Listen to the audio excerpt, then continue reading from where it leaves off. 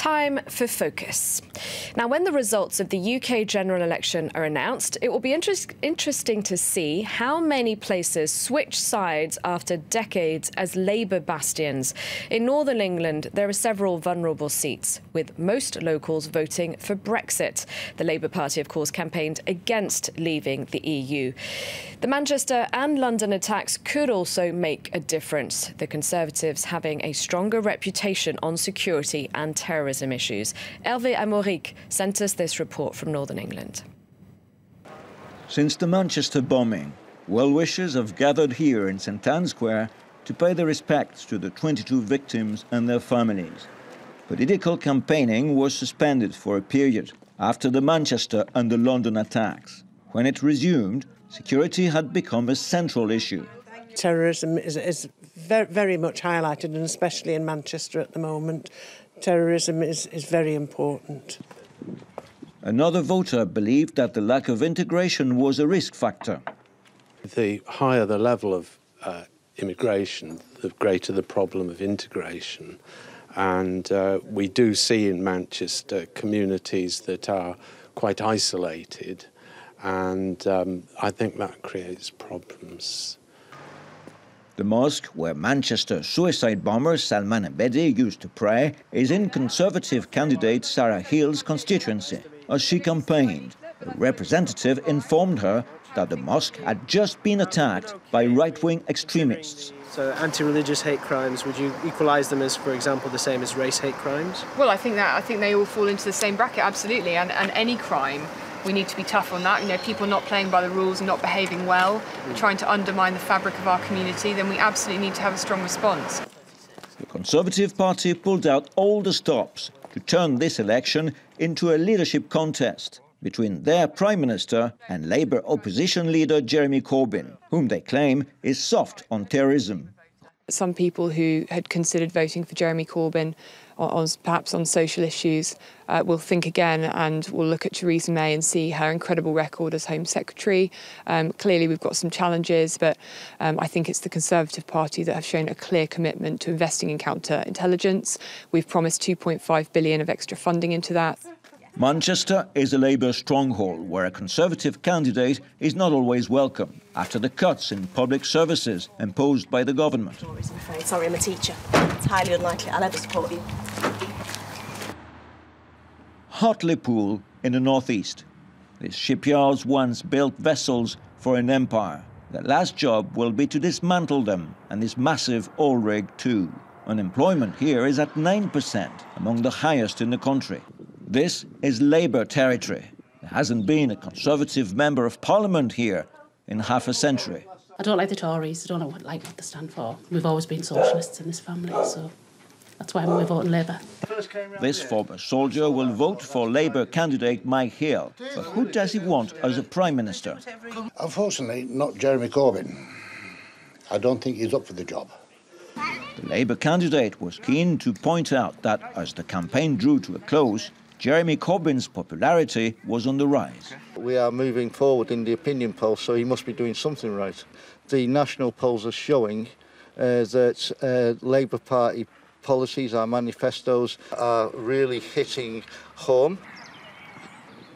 Hartlepool is playing the neighbouring town of Norton. Here, old allegiances die hard. In cricket, just like in politics. I looked at the Labour manifesto and I realised I agreed with just about everything in it. To me, the mantra of austerity is one that's been endlessly repeated and I don't think can go on for much longer. Well, people say the Tories have a chance of winning here. I'm not sure I agree with that, although I think they might run Labour close. This election, though, may be a game changer. I've been a Labour man a lot of years, but listen to the fors and against. I am now going to change to a Conservative vote.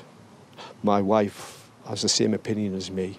My thoughts are that Theresa May has accepted that the country has voted for Brexit. So I think Jeremy Corbyn is a very weak person in that category. Last year, in this area, 70% of people voted to leave the EU. A lifelong Labour supporter, Pete Sixsmith found this election campaign to be the most challenging in decades. The Conservatives have never been stronger in areas like this and all over the old industrial Labour heartland. I think the reason for that is to do with Brexit.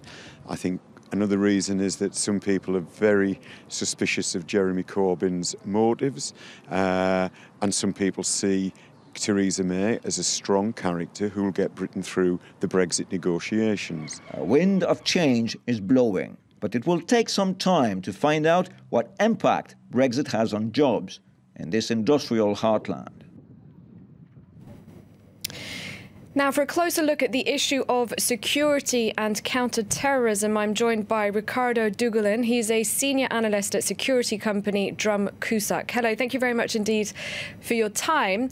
Could you please start off by summarising what each of the main parties, the Conservatives and Labour, have said on security during this campaign, particularly towards the end?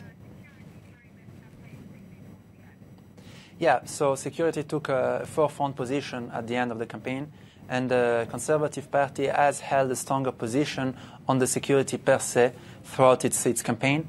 And the position of the Conservatives is basically to increase what is already being done, increase the number of police in the streets, increase the number of armed policemen in the streets, and as well as to reform the current legislation, provide more tools to intelligence services to gather information and gather intelligence, as well as devote a higher budget on counter-terrorist measures. So that's one side, a very security-oriented side.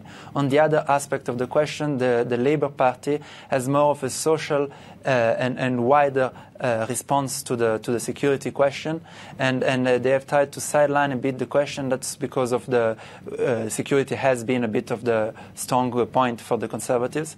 However, the critique has been pointed toward the austerity measures put in place by the government and by the Conservatives, and how this weakened the police. And so there is this aspect of the question that is more brought forward by the Labour Party. So as you just mentioned, Jeremy Corbyn, he's been attacking Theresa May on what she did when she was Home Secretary or Interior Minister, and so the cutting of police numbers. But is it fair to say that with fewer police officers, there's a greater chance of an attack, of a terrorist attack? It's not necessarily about police officers in the streets. What's the overreaching question here is about the number of internal intelligence officers that can be devoted at monitoring and controlling potential suspects. And here we especially think about moderate threats, such as the suspects who actually carried out the attacks in London. So the problem here is of reforming the way that the intelligence community, the internal intelligence functions, and how many officers can be devoted at collecting intelligence. And that's a question that will be debated in the coming weeks, regardless of which party is going to win. And the attacks concerning the austerity measures are in part justified, but this is part as well of a wider debate. Now, the new French President, Emmanuel Macron, has decided to bring the various intelligence services under one roof, his roof, the Élysée Palace. Is there anything the UK can learn from this? What should it be doing to tighten security? So on the intelligence point of view, there is a coordination among the internal and external intelligence services within the UK. On that aspect, it's something that has been working in the previous decades. So that's something that the UK has been doing, as well as sharing intelligence with its allies within NATO and wider global allies. The question here, moving forward, is how to improve intelligence gathering tools, especially on the cyberspace, because we have seen that a lot of propaganda from the Islamic State and other terrorist groups is brought forward on the cyberspace, as well as going back as well to human intelligence tools. So basically infiltrating networks that recruit and spread propaganda in some neighbours of the United Kingdom.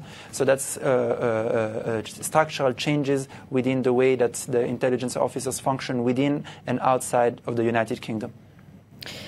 Now, as I mentioned in the introduction, and you brought this up as well, the Conservatives do have a stronger reputation on security and terrorism issues, and yet the gap between the Tories and Labour has narrowed recently since those attacks in Manchester and London. So how do you explain that?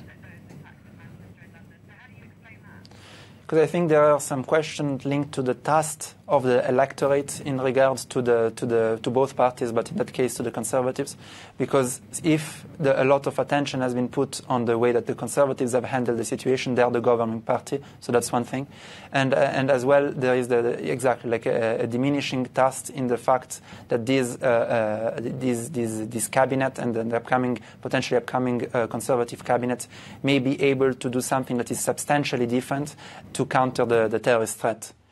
But the main question in the United Kingdom's election will remain social and economic ones, as we have seen with the Brexit, as well as with the policies brought forward by Theresa May on the social and economical aspects.